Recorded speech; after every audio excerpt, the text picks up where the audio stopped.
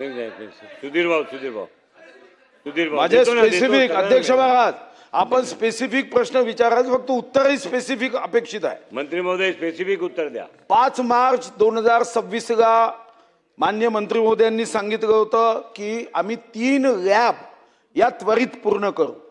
अध्यक्ष महाराज पुणे नाशिकची लॅब बांधून पूर्ण झाली, मनुष्यबळ अजून आलं नाही, जून महिना सुरू आहे. आपण टोटल 5 प्रयोगशाळा करणार होते पुणे नागपूर धरून, किती महिन्यात ते पूर्ण होतील. नंबर 2, आपण आश्वासन दिलं होतं की लोक जागरण करण्यासाठी आम्ही निधी उपलब्ध करू. टीव्हीच्या माध्यमातून भेसळ किंवा तत्सम जे दूषित गोष्टी घडताय त्याचं जनजागरण करू. किती पैसे तुम्ही आता या पुरवणीमध्ये किंवा मुख्य बजेटमध्ये केले.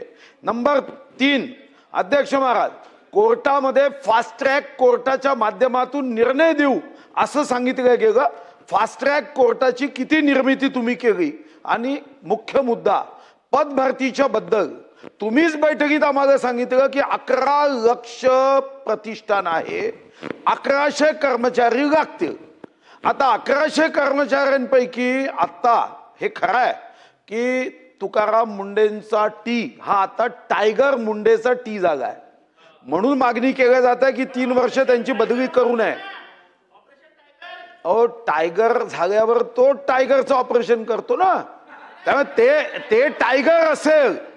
चला हो जितेंद्र आव्हाड थोड्या वेळ येताना मग डिस्टर्ब करता. अध्यक्ष महाराज सन्माननीय मंत्री महोदयांना माझं स्पेसिफिक आहे, हे खरं आहे की जगातली सर्वात स्वस्त गोष्ट कुठं आहे महाराष्ट्रात, ती म्हणजे गरिबांचं जीवन. यापेक्षा स्वस्त असू शकत नाही.